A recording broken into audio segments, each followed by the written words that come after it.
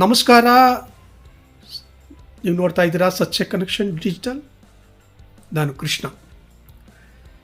ದಿನಾಂಕ 23/12/23ರಂದು ಬೆಂಗಳೂರಿನ ಯಲಹಂಕದ 4ನೇ ಹಂತದಲ್ಲಿರುವ ಶ್ರೀ ವರಸಿದ್ಧಿ ವಿನಾಯಕ ದೇಗುಲದಲ್ಲಿ ವಿಶ್ವಕರ್ಮ ಕ್ಷೇಮಾಭಿವೃದ್ಧಿ ಸಂಘದ 2024ರ ಕ್ಯಾಲೆಂಡರ್ ಅನ್ನು ಸಂಘದ ಅಧ್ಯಕ್ಷರಾದ ಎಂ ರಾಮಚಂದ್ರಾಚಾರಿ ಬಿಡುಗಡೆಗೊಳಿಸಿದರು.